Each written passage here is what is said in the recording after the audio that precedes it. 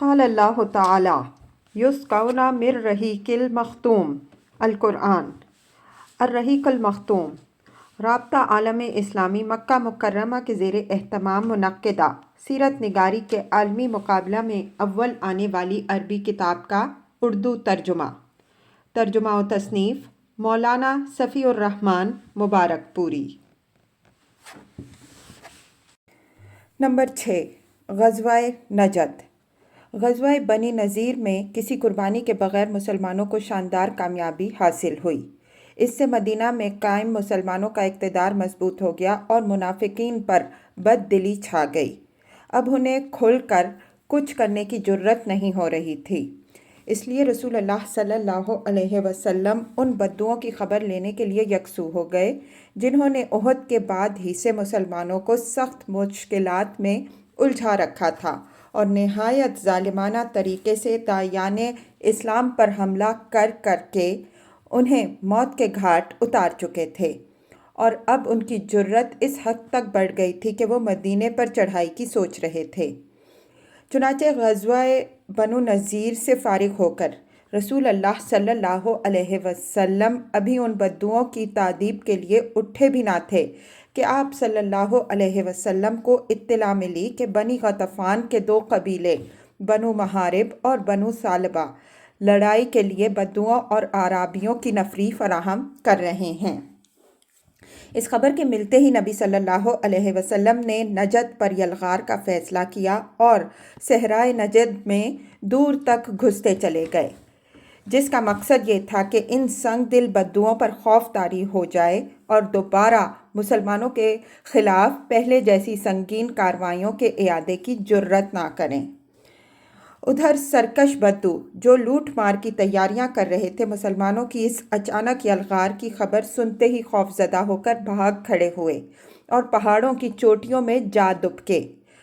مسلمانوں نے لٹیرے قبائل پر اپنا رعب و دبدبہ قائم کرنے کے بعد امن و امان کے ساتھ واپس مدینے کی راہ لی۔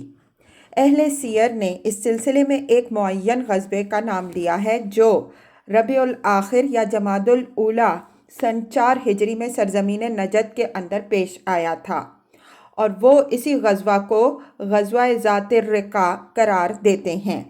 جہاں تک حقائق اور ثبوت کا تعلق ہے تو اس میں شبہ نہیں کہ ان ایام میں نجد کے اندر ایک غزوہ پیش آیا تھا، کیونکہ مدینہ کے حالات ہی کچھ ایسے تھے۔ ابو سفیان نے غزوہ احد سے واپسی کے وقت آئندہ سال میدان بدر میں جس غزوے کے لیے للکارا تھا اور جسے مسلمانوں نے منظور کر لیا تھا، اب اس کا وقت قریب آ رہا تھا، اور جنگی نقطۂ نظر سے یہ بات کسی طرح مناسب نہ تھی کہ بدوؤں اور اعراب کو ان کی سرکشی اور بغاوت پر قائم چھوڑ کر بدر جیسی زوردار جنگ میں جانے کے لیے مدینہ خالی کر دیا جائے، بلکہ ضروری تھا کہ میدان بدر میں جس ہولناک جنگ کی توقع تھی اس کے لیے نکلنے سے پہلے ان بدوؤں کی شوکت پر ایسی ضرب لگائی جائے کہ انہیں مدینے کا رخ کرنے کی جرأت نہ ہو۔ باقی رہی یہ بات کہ یہی غزوہ جو ربیع الاخر یا جمادی الاول سن 4 ہجری میں پیش آیا تھا، غزوہ ذات الرقاع تھا، ہماری تحقیق کے مطابق صحیح نہیں، کیونکہ غزوہ ذات الرقاع میں حضرت ابو ہریرہ اور حضرت ابو موسیٰ اشعری رضی اللہ عنہما موجود تھے، اور ابو ہریرہ رضی اللہ عنہ جنگ خیبر سے صرف چند دن پہلے اسلام لائے تھے۔ اسی طرح حضرت ابو موسیٰ اشعری رضی اللہ عنہ مسلمان ہو کر یمن سے روانہ ہوئے تو ان کی کشتی ساحل حبشہ سے جا لگی، اور وہ حبشہ سے اس وقت واپس آئے تھے جب نبی صلی اللہ علیہ وسلم خیبر میں تشریف فرما تھے۔ اس طرح وہ پہلی بار خیبر ہی کے اندر خدمت نبوی صلی اللہ علیہ وسلم میں حاضر ہو سکے تھے۔ پس ضروری ہے کہ غزوہ ذات الرقاع غزوہ خیبر کے بعد پیش آیا ہو۔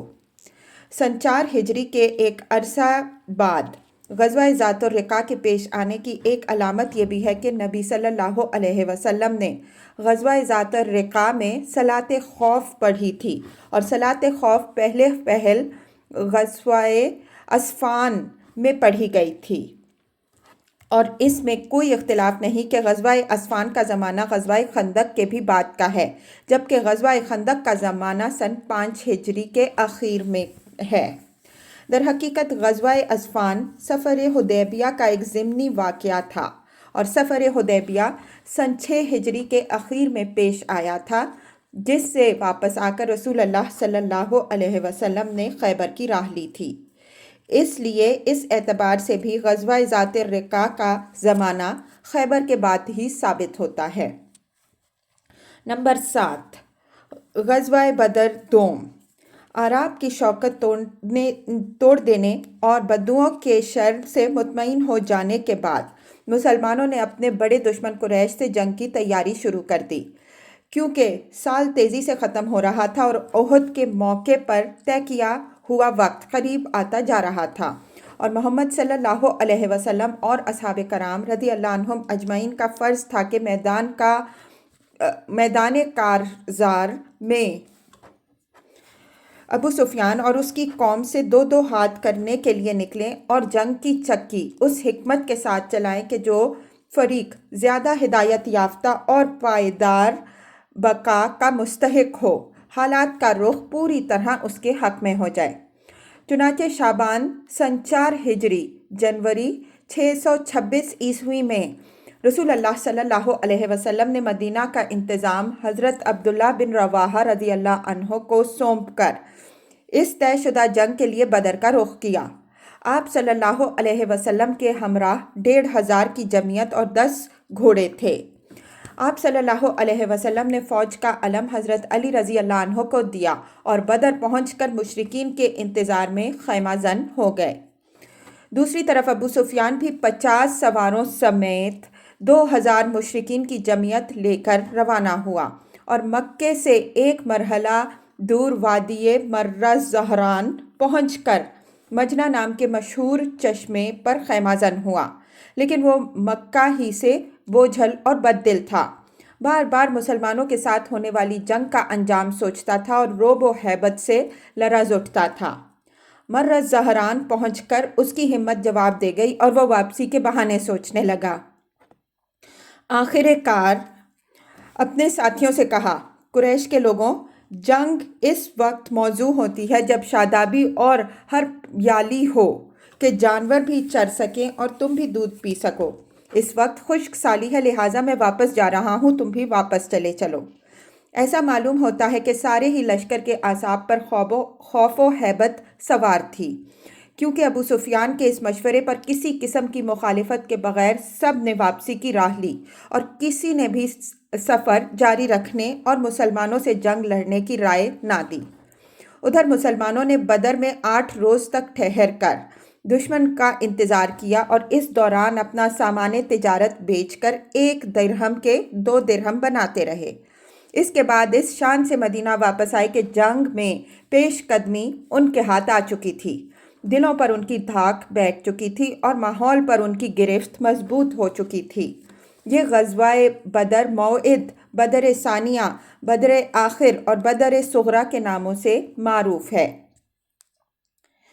غزوہ دومۃ الجندل۔ رسول اللہ صلی اللہ علیہ وسلم بدر سے واپس ہوئے تو ہر طرف امن و امان قائم ہو چکا تھا اور پوری اسلامی قلم رو میں اطمینان کی باد بہاری چل رہی تھی۔ اب آپ صلی اللہ علیہ وسلم عرب کی آخری حدود تک توجہ فرمانے کے لیے فارغ ہو چکے تھے، اور اس کی ضرورت بھی تھی تاکہ حالات پر مسلمانوں کا غلبہ اور کنٹرول رہے اور دوست و دشمن سبھی اس کو محسوس اور تسلیم کریں۔ چنانچہ بدر صغریٰ کے بعد 6 ماہ تک آپ صلی اللہ علیہ وسلم نے اطمینان سے مدینے میں قیام فرمایا۔ اس کے بعد آپ صلی اللہ علیہ وسلم کو اطلاعات ملیں کہ شام کے قریب دومۃ الجندل کے گرد آباد قبائل آنے جانے والے قافلوں پر ڈاکے ڈال رہے ہیں اور وہاں سے گزرنے والی اشیاء لوٹ لیتے ہیں۔ یہ بھی معلوم ہوا کہ انہوں نے مدینے پر حملہ کرنے کے لیے ایک بڑی جمعیت فراہم کر لی ہے۔ ان اطلاعات کے پیش نظر رسول اللہ صلی اللہ علیہ وسلم نے صبا بن عرفہ غفاری رضی اللہ عنہ کو مدینے میں اپنا جانشین مقرر فرما کر 1000 مسلمانوں کی نفری کے ساتھ کوچ فرمایا۔ یہ 25 ربیع الاول سن 5 ہجری کا واقعہ ہے۔ راستہ بتانے کے لیے بنو ازرا کا ایک آدمی رکھ لیا گیا تھا جس کا نام مذکور تھا۔ اس غزوے میں آپ صلی اللہ علیہ وسلم کا معمول تھا کہ آپ صلی اللہ علیہ وسلم رات میں سفر فرماتے اور دن میں چھپے رہتے تھے تاکہ دشمن پر بالکل اچانک اور بے خبری میں ٹوٹ پڑیں۔ قریب پہنچے تو معلوم ہوا کہ وہ لوگ باہر نکل گئے ہیں، لہٰذا ان کے مویشیوں اور چرواہوں پر حلہ بول دیا۔ کچھ ہاتھ آئے، کچھ نکل بھاگے۔ جہاں تک دومت الجندل کے باشندوں کا تعلق ہے تو جس کا جدھر سینگ سمایا بھاگ نکلا۔ جب مسلمان دومت الجندل کے میدان میں اترے تو کوئی نہ ملا۔ آپ صلی اللہ علیہ وسلم نے چند دن قیام فرما کر ادھر ادھر متعدد دستے روانہ کیے لیکن کوئی بھی ہاتھ نہ آیا۔ بالآخر آپ صلی اللہ علیہ وسلم مدینہ پلٹ آئے۔ اس غزوے میں عیینہ بن حصن سے مصالحت بھی ہوئی۔ دومت الجندل وال کو پیش یہ سرحد شام میں ایک شہر ہے۔ یہاں سے دمشق کا فاصلہ 5 رات اور مدینے کا 15 رات کا ہے۔ ان اچانک اور فیصلہ کن اقدامات اور حکیمانہ حزم و تدبیر پر مبنی منصوبوں کے ذریعے سے نبی صلی اللہ علیہ وسلم نے قلمرو اسلام میں امن و امان بحال کرنے اور صورتحال پر قابو پانے میں کامیابی حاصل کی اور وقت کی رفتار کا رخ مسلمانوں کے حق میں موڑ لیا اور ان اندرونی اور بیرونی مشکلات پہم کی شدت کم کی جو ہر جانب سے انہیں گھیرے ہوئے تھیں۔ چنانچہ منافقین خاموش اور مایوس ہو کر بیٹھ گئے۔ یہود کا ایک قبیلہ جلا وطن کر دیا گیا۔ دوسرے قبائل نے حق کے ہمسائیگی اور عہد و پیمان کے ایفا کا مظاہرہ کیا۔ بدو اور اعراب ڈھیلے پڑ گئے اور قریش نے مسلمانوں کے ساتھ ٹکرانے سے گریز کیا اور مسلمانوں کو اسلام پھیلانے اور رب العالمین کے پیغام کی تبلیغ کرنے کے مواقع میسر آئے۔ غزوہ احزاب، جنگ خندق۔ 1 سال سے زیادہ عرصے کی پہم فوجی مہمات اور کارروائیوں کے بعد جزیرۃ العرب پر سکون چھا گیا تھا اور ہر طرف امن و امان اور آتشی و سلامتی کا دور دورہ ہو گیا تھا، مگر یہود کو جو اپنی خباثتوں، سازشوں اور دسیسہ کاریوں کے نتیجے میں طرح طرح کی ذلت و رسوائی کا مزہ چکھ چکے تھے، اب بھی ہوش نہیں آیا تھا۔ انہوں نے غدر و خیانت اور مکر و سازش کے مکروہ نتائج سے کوئی سبق نہیں سیکھا تھا۔ چنانچہ خیبر منتقل ہونے کے بعد پہلے تو انہوں نے یہ انتظار کیا کہ دیکھیں مسلمانوں اور بت پرستوں کے درمیان جو فوجی کشاکش چل رہی ہے اس کا نتیجہ کیا ہوتا ہے، لیکن جب دیکھا کہ حالات مسلمانوں کے لیے سازگار ہو گئے ہیں، گردش لیل و نہار نے ان کے اثر و نفوذ کو مزید وسعت دے دی ہے اور دور دور تک ان کی حکمرانی کا سکہ بیٹھ گیا ہے، تو انہیں سخت جلن ہوئی۔ انہوں نے نئے سرے سے سازش شروع کی اور مسلمانوں پر ایک ایسی آخری کاری ضرب لگانے کی تیاری میں مصروف ہو گئے جس کے نتیجے میں ان کا چراغ حیات ہی گل ہو جائے۔ لیکن چونکہ انہیں براہ راست مسلمانوں سے ٹکرانے کی جرت نہ تھی، اس لیے اس مقصد کی خاطر ایک نہایت خوفناک پلان کی تیاری کی۔ اس کی تفصیل یہ ہے کہ بنو نذیر کے 20 سردار اور رہنما مکے میں قریش کے پاس حاضر ہوئے اور انہیں رسول اللہ صلی اللہ علیہ وسلم کے خلاف آمادہ جنگ کرتے ہوئے اپنی مدد کا یقین دلایا۔ قریش نے ان کی بات مان لی۔ چونکہ وہ احد کے روز میدان بدر میں مسلمانوں سے صف آرائی کا عہد و پیمان کر کے اس کی خلاف ورزی کر چکے تھے، اس لیے ان کا خیال تھا کہ اب اس مجوزہ جنگی اقدام کے ذریعے وہ اپنی شہرت بھی بحال کر لیں گے اور اپنی کہی ہوئی بات بھی پوری کر دیں گے۔ اس کے بعد یہود کا یہ وفد بنو غطفان کے پاس گیا اور قریش ہی کی طرح انہیں بھی آمادہ جنگ کیا۔ وہ بھی تیار ہو گئے۔ پھر اس وفد نے بقیہ قبائل عرب میں گھوم گھوم کر لوگوں کو جنگ کی ترغیب دی اور ان قبائل کے بھی بہت سے افراد تیار ہو گئے۔ غرض اس طرح یہودی سیاست کاروں نے پوری کامیابی کے ساتھ کفر کے تمام بڑے بڑے گروہوں اور جتھوں کو نبی صلی اللہ علیہ وسلم اور آپ صلی اللہ علیہ وسلم کی دعوت اور مسلمانوں کے خلاف بھڑکا کر جنگ کے لیے تیار کر لیا۔ اس کے بعد طے شدہ پروگرام کے مطابق جنوب سے قریش، کنانہ اور تہامہ میں آباد دوسرے حلیف قبائل نے مدینہ کی جانب کوچ کیا۔ ان سب کا سپہ سالار اعلیٰ ابو سفیان تھا اور ان کی تعداد 4000 تھی۔ یہ لشکر مرہ الظہرین پہنچا تو بنو سلیم بھی اس میں آ شامل ہوئے۔ ادھر اسی وقت مشرق کی طرف سے غطفانی قبائل فزارہ، مرہ، اشجع نے کوچ کیا۔ فزارہ کا سپہ سالار عیینہ بن حسن تھا، بنو مرہ کا حارث بن عوف اور بنو اشجع کا مسعر بن رخیلہ۔ انہی کے ضمن میں بنو اسد اور دیگر قبائل کے بہت سے افراد بھی آئے تھے۔ ان سارے قبائل نے ایک مقررہ وقت اور مقررہ پروگرام کے مطابق مدینے کا رخ کیا تھا، اس لیے چند دن کے اندر اندر مدینے کے پاس 10,000 سپاہ کا ایک زبردست لشکر جمع ہو گیا۔ یہ اتنا بڑا لشکر تھا کہ غالباً مدینے کی پوری آبادی عورتوں، بچوں، بوڑھوں اور جوانوں کو ملا کر بھی اس کے برابر نہ تھی۔ اگر حملہ آوروں کا یہ ٹھاٹھے مارتا ہوا سمندر مدینہ کی 4 دیواری تک اچانک پہنچ جاتا تو مسلمانوں کے لیے سخت خطرناک ثابت ہوتا۔ کچھ عجب نہیں کہ ان کی جڑ کٹ جاتی اور ان کا مکمل صفایا ہو جاتا، لیکن مدینے کی قیادت نہایت بیدار مغز اور چوکس قیادت تھی۔ اس کی انگلیاں ہمیشہ حالات کی نبض پر رہتی تھیں اور وہ حالات کا تجزیہ کر کے آنے والے واقعات کا ٹھیک ٹھیک اندازہ بھی لگاتی تھی اور ان سے نمٹنے کے لیے مناسب ترین قدم بھی اٹھاتی تھی۔ چنانچہ کفار کا لشکر عظیم جو ہی اپنی جگہ سے حرکت میں آیا، مدینہ کے مخبرین نے اپنی قیادت کو اس کی اطلاع فراہم کر دی۔ اطلاع پاتے ہی رسول اللہ صلی اللہ علیہ وسلم نے ہائی کمان کی مجلس شورا منعقد کی اور دفاعی منصوبے پر صلاح مشورہ کیا۔ اہل شورا نے غور و خوض کے بعد حضرت سلمان فارسی رضی اللہ عنہ کی ایک تجویز متفقہ طور پر منظور کی۔ یہ تجویز حضرت سلمان فارسی رضی اللہ عنہ نے ان لفظوں میں پیش کی تھی کہ اے اللہ کے رسول صلی اللہ علیہ وسلم، فارس میں جب ہمارا محاصرہ کیا جاتا ہے تو ہم اپنے گرد خندق کھود لیتے ہیں۔ یہ بڑی باحکمت دفاعی تجویز تھی۔ اہل عرب اس سے واقف نہ تھے۔ رسول اللہ صلی اللہ علیہ وسلم نے اس تجویز پر فوراً عمل درآمد شروع فرماتے ہوئے ہر 10 آدمی کو 40 ہاتھ خندق کھودنے کا حکم سونپ دیا اور مسلمانوں نے پوری محنت اور دل جمی سے خندق کھودنی شروع کر دی۔ رسول اللہ صلی اللہ علیہ وسلم اس کام کی ترغیب بھی دیتے تھے اور عملاً اس میں پوری طرح شریک بھی رہتے تھے۔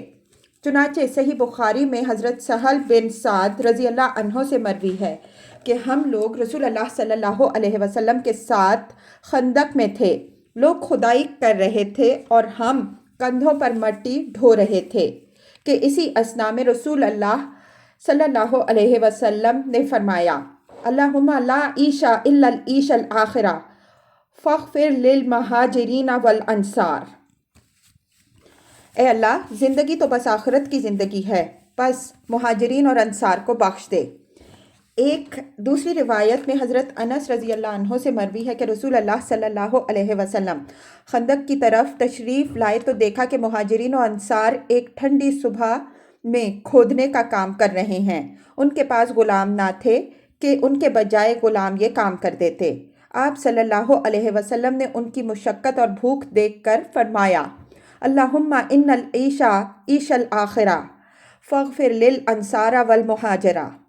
اے اللہ، یقیناً زندگی تو آخرت کی زندگی ہے، بس انصار و مہاجرین کو بخش دے۔ انصار و مہاجرین نے اس کے جواب میں کہا: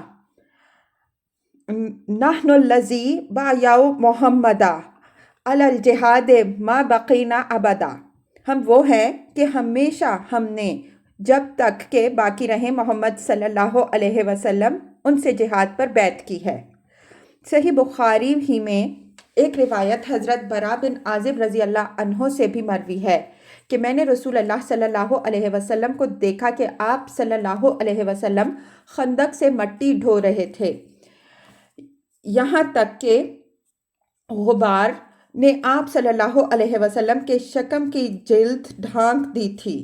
آپ صلی اللہ علیہ وسلم کے بال بہت زیادہ تھے، میں نے اسی حالت میں آپ صلی اللہ علیہ وسلم کو عبداللہ بن رواحہ رضی اللہ عنہ کے رجزیہ کلمات کہتے ہوئے سنا: اللہم لولا انت مہتدینا ولا تصدقنا ولا صلینا فانزل ان سکینۃ علینا وثبت الاقدام ان لقینا انا علی بغوا علینا وان اراد فتنۃ ابینا۔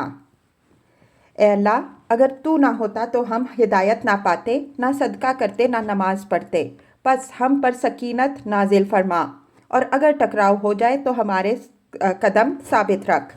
انہوں نے ہمارے خلاف لوگوں کو بھڑکایا ہے، اگر انہوں نے کوئی فتنہ چاہا تو ہم ہرگز سر نہیں جھکائیں گے۔ حضرت برا رضی اللہ عنہ فرماتے ہیں کہ آپ صلی اللہ علیہ وسلم آخری الفاظ کھینچ کر کہتے تھے۔ ایک روایت میں آخری شعر اس طرح ہے: ان الاولا قد بغوا علینا وان ارادوا فتنۃ ابینا، یعنی انہوں نے ہم پر ظلم کیا ہے، اور اگر وہ ہمیں فتنے میں ڈالنا چاہیں گے تو ہم ہرگز سرنگوں نہ ہوں گے۔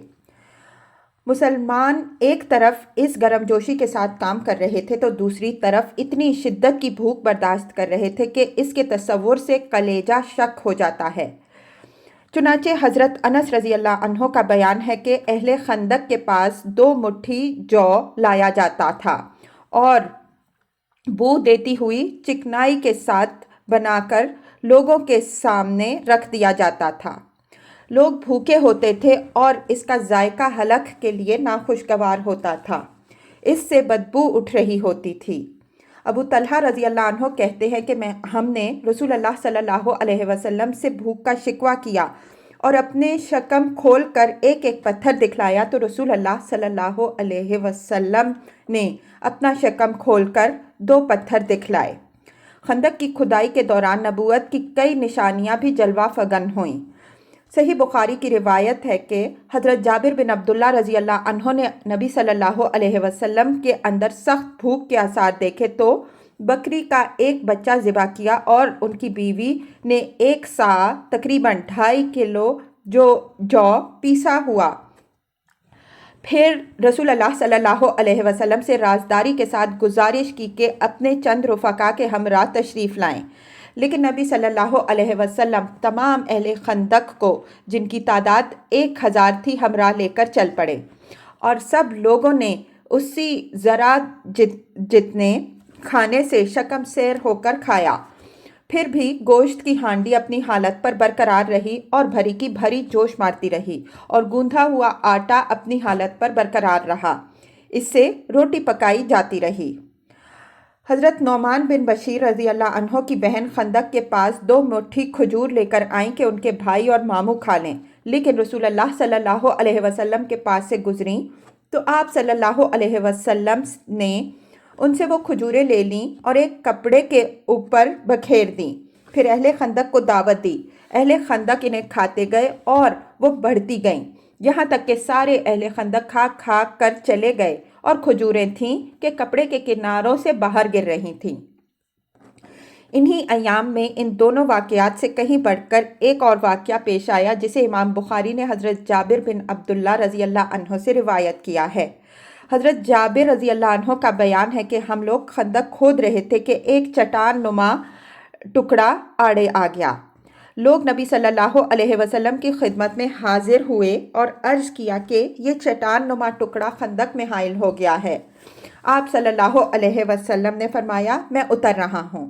اس کے بعد آپ صلی اللہ علیہ وسلم اٹھے۔ آپ صلی اللہ علیہ وسلم کے شکم پر پتھر بندھا ہوا تھا۔ ہم نے 3 روز سے کچھ نہ چکھا تھا۔ پھر نبی صلی اللہ علیہ وسلم نے کدال لے کر مارا تو وہ چٹان نما ٹکڑا بھرے تودے میں تبدیل ہو گیا۔ حضرت برا رضی اللہ عنہ کا بیان ہے کہ جنگ خندق کے موقع پر کھدائی کے دوران ایک سخت چٹان آ پڑی جس سے کدال چٹ جاتی تھی تو کچھ ٹوٹتا ہی نہیں تھا۔ ہم نے رسول اللہ صلی اللہ علیہ وسلم سے اس کا شکوہ کیا۔ آپ صلی اللہ علیہ وسلم تشریف لائے، کدال لی اور بسم اللہ کہہ کر ضرب لگائی تو ایک ٹکڑا ٹوٹ گیا اور فرمایا، اللہ اکبر، مجھے شام کی کنجیاں دی گئی ہیں۔ واللہ میں اس وقت وہاں کے سرخ محلوں کو دیکھ رہا ہوں۔ پھر دوسری ضرب لگائی تو ایک دوسرا ٹکڑا کٹ گیا اور فرمایا اللہ اکبر، مجھے فارس دیا گیا ہے۔ واللہ میں اس وقت مدائن کا سفید محل دیکھ رہا ہوں۔ پھر تیسری ضرب لگائی اور فرمایا بسم اللہ، تو باقی ماندہ چٹان بھی کٹ گئی۔ پھر فرمایا اللہ اکبر، مجھے یمن کی کنجیاں دی گئی ہیں۔ واللہ میں اس وقت اپنی جگہ سے صنعاء کے پھاٹک دیکھ رہا ہوں۔ ابن اسحاق نے اسی روایت کو حضرت سلیمان فارسی رضی اللہ عنہ سے ذکر کیا ہے۔ چونکہ مدینہ شمال کے علاوہ باقی اطراف سے ہرے لاوے کی چٹانوں، پہاڑوں اور کھجور کے باغات سے گھرا ہوا ہے، اور نبی صلی اللہ علیہ وسلم ایک ماہر اور تجربہ کار فوجی کی حیثیت سے یہ جانتے تھے کہ مدینے پر اتنے بڑے لشکر کی یورش صرف شمال ہی کی جہت سے ہو سکتی ہے۔ اس لیے آپ صلی اللہ علیہ وسلم نے اسی جانب خندق کھدوائی۔ مسلمانوں نے خندق کھودنے کا کام مسلسل جاری رکھا، دن بھر کھدائی کرتے اور شام کو گھر پلٹ آتے، یہاں تک کہ مدینے کی دیواروں تک کفار کے لشکر جرار کے پہنچنے سے پہلے مقررہ پروگرام کے مطابق خندق تیار ہو گئی۔ ادھر قریش اپنا 4000 کا لشکر لے کر مدینہ پہنچے تو روما، جرف اور زغابہ کے درمیان مجمع اسیال میں خیمہ زن ہوئے، اور دوسری طرف سے غطفان اور ان کے نجدی ہم سفر 6000 کی نفری لے کر آئے تو احد کے مشرقی کنارے زم نقمی میں خیمہ زن ہوئے، جیسا کہ قرآن مجید میں مذکور ہے۔ وَلَمَّا رَأَى الْمُؤْمِنُونَ الْأَحْزَابَ قَالُوا هَذَا مَا وَعَدَنَا اللَّهُ وَرَسُولُهُ وَصَدَقَ اللَّهُ وَرَسُولُهُ وَمَا زَادَهُمْ إِلَّا إِيمَانًا وَتَسْلِيمًا۔ اور جب اہل ایمان نے ان جتھوں کو دیکھا تو کہا یہ تو وہی چیز ہے جس کا اللہ اور اس کے رسول نے ہم سے وعدہ کیا تھا، اور اللہ اور اس کے رسول نے سچ ہی فرمایا تھا، اور اس حالت نے ان کے ایمان اور جذبہ اطاعت کو اور بڑھا دیا۔ لیکن منافقین اور کمزور نفس لوگوں کی نظر اس لشکر پر پڑی تو ان کے دل دہل گئے۔ وَإِذْ يَقُولُ الْمُنَافِقُونَ وَالَّذِينَ فِي قُلُوبِهِم مَّرَضٌ مَّا وَعَدَنَا اللَّهُ وَرَسُولُهُ إِلَّا غُرُورًا۔ اور جب منافقین اور وہ لوگ جن کے دلوں میں بیماری ہے کہہ رہے تھے کہ اللہ اور اس کے رسول نے ہم سے جو وعدہ کیا تھا وہ محض فریب تھا۔ بہرحال اس لشکر سے مقابلے کے لیے رسول اللہ صلی اللہ علیہ وسلم بھی 3000 مسلمانوں کی نفری لے کر تشریف لائے اور کوہ صلاح کی طرف پشت کر کے قلعہ بندی کی شکل اختیار کی۔ مسلمانوں کا شعار کوڈ لفظ تھا حامیم لا ینصرون، حامیم ان کی مدد نہ کی جائے۔ مدینہ کا انتظام حضرت ابن ام مکتوم رضی اللہ عنہ کے حوالے کیا گیا تھا، اور عورتوں اور بچوں کو مدینہ کے قلعوں اور گھڑیوں میں محفوظ کر دیا گیا تھا۔ جب مشرکین حملے کی نیت سے مدینہ کی طرف بڑھے تو کیا دیکھتے ہیں کہ ایک چوڑی سی خندق ان کے اور مدینہ کے درمیان حائل ہے۔ مجبوراً انہیں محاصرہ کرنا پڑا، حالانکہ وہ گھروں سے چلتے وقت اس کے لیے تیار ہو کر نہیں آئے تھے، کیونکہ دفاع کا یہ منصوبہ خود ان کے بقول ایک ایسی چال تھی جس سے عرب واقف ہی نہ تھے، لہٰذا انہوں نے اس معاملے کو سرے سے اپنے حساب میں داخل ہی نہ کیا تھا۔ مشرکین خندق کے پاس پہنچ کر غیظ و غضب سے چکر کاٹنے لگے۔ انہیں ایسے کمزور نقطے کی تلاش تھی جہاں سے وہ اتر سکیں۔ ادھر مسلمان ان کی گردش پر پوری نظر رکھے ہوئے تھے اور ان پر تیر برساتے رہتے تھے تاکہ انہیں خندق کے قریب آنے کی جرأت نہ ہو اور اس میں نہ کود سکیں اور نہ مٹی ڈال کر عبور کرنے کے لیے راستہ بنا سکیں۔ ادھر قریش کے شاہ سواروں کو گوارا نہ تھا کہ خندق کے پاس محاصرے کے نتائج کے انتظار میں بے فائدہ پڑے رہیں۔ یہ ان کی عادت اور شان کے خلاف بات تھی، چنانچہ ان کی ایک جماعت نے، جن میں عمر بن عبدو اور اکرمہ بن ابی جہل اور زرار بن خطاب وغیرہ تھے، ایک تنگ مقام سے خندق پار کر لی اور ان کے گھوڑے خندق اور صلاح کے درمیان میں چکر کاٹنے لگے۔ ادھر سے حضرت علی رضی اللہ عنہ چند مسلمانوں کے ہمراہ نکلے اور جس مقام سے انہوں نے گھوڑے کدائے تھے اسے قبضے میں لے کر ان کی واپسی کا راستہ بند کر دیا۔ اس پر عمر بن عبدود نے مبارزت کے لیے للکارا۔ حضرت علی رضی اللہ عنہ دو دو ہاتھ کرنے کے لیے مقابلہ میں آ گئے اور ایک ایسا فکرہ چست کیا کہ وہ طیش میں آ کر گھوڑے سے کود پڑا، اس کی کونچیں کاٹیں، اس کے چہرے کو مارا اور حضرت علی رضی اللہ عنہ کے دو بدو آ گیا۔ بڑا بہادر اور شہزور تھا، دونوں پر پرزور ٹکر ہوئی، ہر ایک نے دوسرے پر بڑھ بڑھ کر وار کیے۔ بالآخر حضرت علی رضی اللہ عنہ نے اس کا کام تمام کر دیا۔ باقی مشرکین بھاگ کر خندق کے پار چلے گئے۔ وہ اس قدر مرعوب تھے کہ اکرمہ نے بھاگتے ہوئے اپنا نیزہ بھی چھوڑ دیا تھا۔ مشرکین نے کسی دن خندق پار کرنے یا اسے پاٹ کر راستہ بنانے کی بڑی زبردست کوشش کی، لیکن مسلمانوں نے بڑی عمدگی سے انہیں دور رکھا اور انہیں اس طرح تیروں سے چھلنی کیا اور ایسی پامردی سے ان کی تیر اندازی کا مقابلہ کیا کہ ان کی ہر کوشش ناکام ہو گئی۔ اس طرح کے پرزور مقابلوں کے دوران رسول اللہ صلی اللہ علیہ وسلم اور صحابہ کرام رضی اللہ عنہم اجمعین کی بعض نمازیں بھی فوت ہو گئی تھیں۔ چنانچہ صحیحین میں حضرت جابر رضی اللہ عنہ سے مروی ہے کہ حضرت عمر بن خطاب رضی اللہ عنہ خندق کے روز آئے اور کفار کو سخت سست کہتے ہوئے کہنے لگے کہ یا رسول اللہ صلی اللہ علیہ وسلم، آج میں بمشکل سورج ڈوبتے ڈوبتے نماز پڑھ سکا۔ رسول اللہ صلی اللہ علیہ وسلم نے فرمایا، اور میں نے تو واللہ ابھی نماز پڑھی ہی نہیں۔ اس کے بعد ہم لوگ نبی صلی اللہ علیہ وسلم کے ساتھ بطحان میں اترے۔ آپ صلی اللہ علیہ وسلم نے نماز کے لیے وضو فرمایا اور ہم نے بھی وضو کیا۔ پھر آپ صلی اللہ علیہ وسلم نے عصر کی نماز پڑھی۔ یہ سورج ڈوب چکنے کے بعد کی بات ہے۔ اس کے بعد مغرب کی نماز پڑھی۔ نبی صلی اللہ علیہ وسلم کو اس نماز کے فوت ہونے کا اس قدر ملال تھا کہ آپ صلی اللہ علیہ وسلم نے مشرکین پر بد دعا فرمائی۔ چنانچہ صحیح بخاری میں حضرت علی رضی اللہ عنہ سے مروی ہے کہ نبی صلی اللہ علیہ وسلم نے خندق کے روز فرمایا، اللہ ان مشرکین کے لیے ان کے گھروں اور قبروں کو آگ سے بھر دے، جس طرح انہوں نے ہم کو نماز وسطیٰ کی ادائیگی سے مشغول رکھا یہاں تک کہ سورج ڈوب گیا۔ مسند احمد اور مسند شافعی رحمہ اللہ میں مروی ہے کہ مشرکین نے آپ صلی اللہ علیہ وسلم کو ظہر، عصر، مغرب اور عشاء کی نمازوں کی ادائیگی سے مصروف رکھا۔ چنانچہ آپ صلی اللہ علیہ وسلم نے یہ ساری نمازیں یکجا پڑھیں۔ امام نووی فرماتے ہیں کہ ان روایتوں کے درمیان تطبیق کی صورت یہ ہے کہ جنگ خندق کا سلسلہ کئی روز تک جاری رہا، پس کسی دن ایک صورت پیش آئی اور کسی دن دوسری۔ یہیں سے یہ بات بھی اخذ ہوتی ہے کہ مشرکین کی طرف سے خندق عبور کرنے کی کوشش اور مسلمانوں کی طرف سے پہم دفاع کئی روز تک جاری رہا، مگر چونکہ دونوں فوجوں کے درمیان خندق حائل تھی، اس لیے دست بدست اور خونریز جنگ کی نوبت نہ آ سکی، بلکہ صرف تیر اندازی ہوتی رہی۔ اسی تیر اندازی میں فریقین کے چند افراد مارے گئے، لیکن انہیں انگلیوں پر گنا جا سکتا ہے، یعنی 6 مسلمان اور 10 مشرک، جن میں سے 1 یا 2 آدمی تلوار سے قتل کیے گئے تھے۔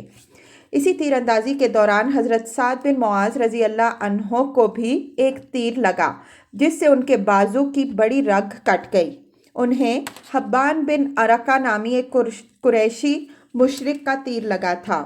حضرت سعد رضی اللہ عنہ نے زخمی ہونے کے بعد دعا کی کہ اے اللہ، تو جانتا ہے کہ جس قوم نے تیرے رسول صلی اللہ علیہ وسلم کی تکذیب کی اور انہیں نکال باہر کیا، ان سے تیری راہ میں جہاد کرنا مجھے جس قدر محبوب ہے اتنا کسی اور قوم سے نہیں ہے۔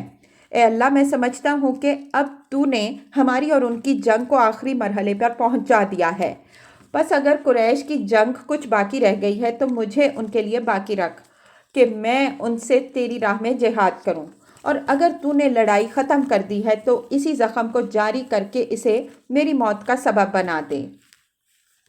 بہرکیف ایک طرف مسلمان محاذ جنگ پر ان مشکلات سے دوچار تھے تو دوسری طرف سازش اور دسیسہ کاری کے سانپ اپنے بلوں میں حرکت کر رہے تھے اور اس کوشش میں تھے کہ مسلمانوں کے جسم میں اپنا زہر اتار دیں۔